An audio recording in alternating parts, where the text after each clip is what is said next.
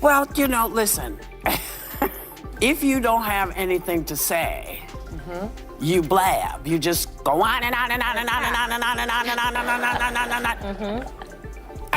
on and on. Voters do not agree with these despicable women on The View. They are wildly out of touch with the vast majority of Americans, and frankly, they should seek immediate. Here's the reality. When someone doesn't have much substance to offer, they tend to fill the space with endless talking. It becomes a loop of words without direction. A lot of viewers aren't buying it anymore, especially when it comes to certain voices on The View. Many feel the panel has drifted far from everyday Americans, and the disconnect is becoming more obvious by the day. For a long time, Whoopi Goldberg appeared to run the show as if it were her own personal stage, seated at the head of the table, interrupting guests, talking over dissenting opinions, and presenting her views as final judgments. But then something unexpected happened. Her usual command over the conversation slipped, live on air, and it happened during an exchange with Karoline Leavitt. No one anticipated it. The episode began as it always does. Smug chuckles, exaggerated reactions, and a panel moving in lockstep with the show's familiar political tone. Then, without warning, the dynamic changed. She's probably been put in there because, according to Donald Trump, she's a 10. You know that's what it is. I want to be clear, though, it's not her first job. It was her first press briefing. She worked in the previous Trump administration. Whoopi Goldberg, calm and self-assured as ever, leaned back, clearly ready to steer the discussion. The topic once again circled back to wokeness, a term the show often treats as untouchable. It's an idea they defend passionately, almost as if it defines their identity. And for them, it likely does. Feeling secure in her position, Whoopi took the lead and pointed toward Karoline, stating confidently, "Without wokeness, you wouldn't even be here." Just like that, the room shifted. The tension was immediate. You could sense the audience stiffen. Even Joy Behar, long known for poking fun at conservatives, appeared uneasy, shifting in her chair as the comments settled over the set. Ma'am, I'm going to stop this interview if you continue to attack my colleagues.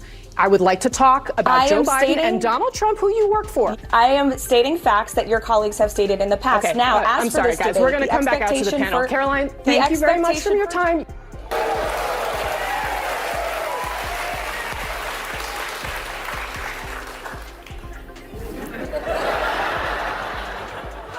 That was so good. What came next from Whoopi was exactly what longtime viewers expected.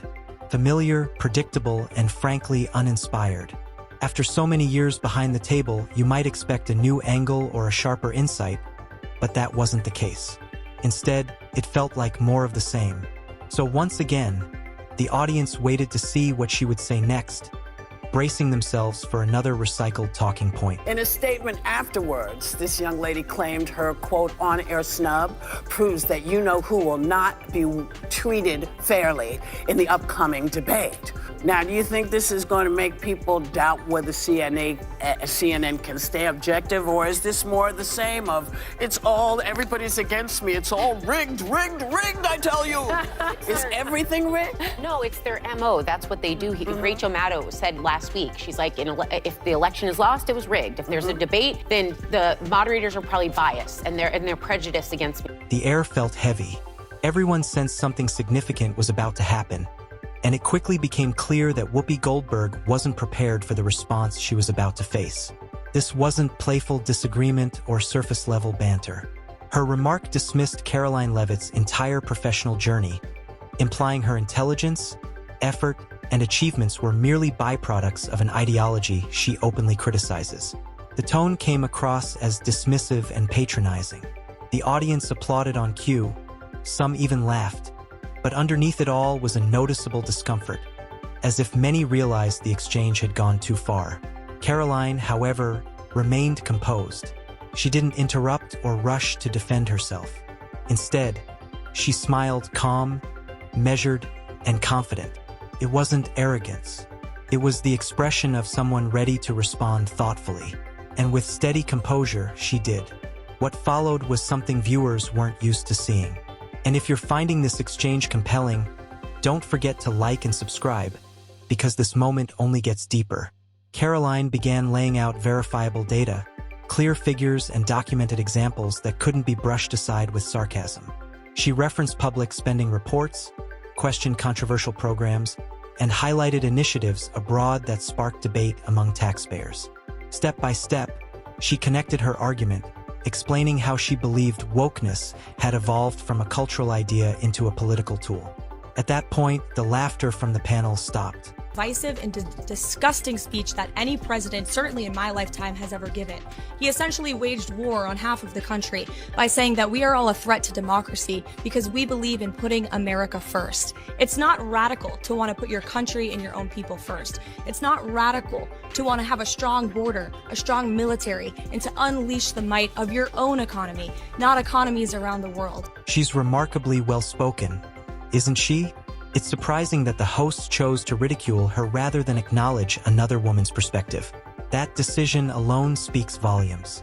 And judging by the momentum, it feels like Karoline was only getting started, with more points the panel would find difficult to dismiss. You know, we have seen cultural Marxism trickling its way through every institution in this country. The public school system, the higher education university system, Hollywood, big tech, the corrupt mainstream media that I fought against in President Trump's White House are indoctrinating my generation of Americans into hating our country, hating one another based on race and gender and all of this other BS, quite frankly. The woman known for controlling discussions, overpowering opposing viewpoints, and breezing through tense moments suddenly seemed unsettled. Whoopi shifted in her seat, her usual confidence replaced by visible unease. Her hands moved restlessly as if searching for a way back into control. She was accustomed to guests stumbling or losing their footing. This time, that wasn't happening. Karoline gave her no opening. For once, it was clear to everyone watching that Whoopi had boxed herself into a corner. She tried to speak, stopped, tried again. Nothing landed. The audience, normally quick to react, fell silent. Even devoted fans seemed unsure how to respond. The room's energy had completely changed. Cameras hesitated, unsure whether to linger on Whoopi's stunned expression or cut away. She sat rigid, clearly uncomfortable. The moment raised a larger question. If inclusion is the goal, why are dissenting voices treated with hostility? Why does tolerance seem conditional? In that silence, there was no clever reply, no redirect. Joy Behar eventually cracked a nervous joke to ease the tension, but the shift had already happened. For once, the show's usual rhythm had unraveled live on air. Well, you know, listen, if you don't have anything to say, you blab. You just go on and on and on and on and on and on and on and on and on and on and on. Right. That's what you hear.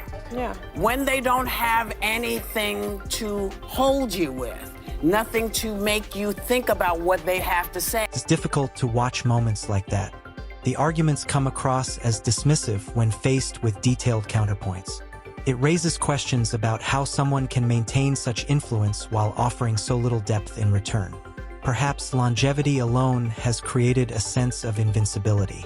Still, many viewers wonder why more thoughtful voices haven't taken her place by now. They talk at you, not to you, and that's what she was doing, and she was doing it, and it's not new. No. But everybody's hip to you all now.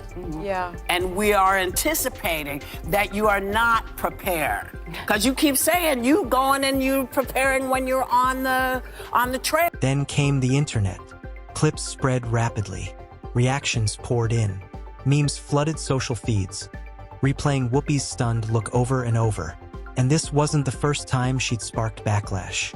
Over the years, critics have accused The View of courting controversy, drawing ABC into repeated public disputes. Past remarks on sensitive historical topics and defenses of polarizing figures have fueled criticism.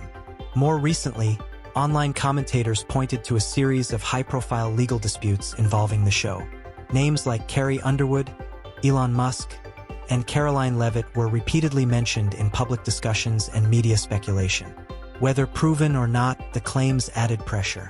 The Carrie Underwood situation, in particular, drew attention after the panel harshly criticized her for performing at a presidential ceremony. Commentators accused the hosts of crossing from critique into character attacks. Instead of staying silent, Carrie reportedly pursued legal action, a move that surprised many. As the case unfolded, unexpected details allegedly surfaced, catching even longtime observers off guard. That you saw live on this program yesterday. Joy Behar stirring the pot of controversy after saying this about Karoline. She's probably been put in there because, according to Donald Trump, she's a 10. You know that's what it is. Do you want to take this? So you cannot be attractive and smart. I will try to give Joy the benefit, and oh, thank you. I try to give Joy the benefit of the doubt that she didn't see that briefing, because if you saw that yesterday on numerous topics, no big binder, I think she might have had a different impression of this young woman who held. There's something refreshing about seeing someone break away from the show's usual narrative. Watching a guest hold firm with facts feels validating, especially when familiar voices struggle to respond. It's satisfying to hear a perspective that doesn't follow the standard script. I mean, you would have to give her the benefit of the doubt that she did absolutely no research or reading about anything dealing with Karoline Leavitt before she made that remark. Because Karoline Leavitt she went to St. Anselm College. She worked for WMUR Ran TV. for Congress? In New Hampshire, she ran for Congress at the age of 25, put out a very good campaign. Karoline Leavitt's professional record stands out, and many feel she's earned recognition through her work. In contrast, Whoopi's recent contributions feel harder to define. While her early acting career was impactful, her current role appears more centered on provocation than dialogue. Her presence on The View seems tied more to tenure than substance, leaving viewers wondering what meaningful value remains. She lost by 8 or 9 points, but she still put on a good campaign. Then she was the press secretary for the Trump campaign, going on TV literally every day. Well, heavily pregnant and a new mom. Yeah, she's a new mother.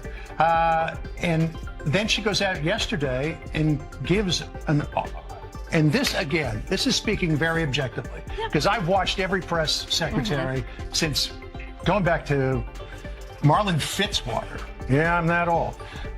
And she went out there for her very first briefing at the age of 27 years old, the youngest press secretary ever, and did a terrific job. Later, reports surfaced claiming internal communications suggested ABC had intentionally amplified controversy to boost ratings. According to these accounts, the criticism aimed at Carrie Underwood wasn't spontaneous but strategic. When those claims emerged, industry insiders reacted with shock. ABC reportedly moved quickly to contain the fallout, allegedly settling matters privately. Just as things appeared to calm down, Elon Musk became part of the conversation. The hosts had frequently criticized him and his leadership decisions, prompting further backlash. Musk, according to public reports, responded through legal channels, reigniting scrutiny.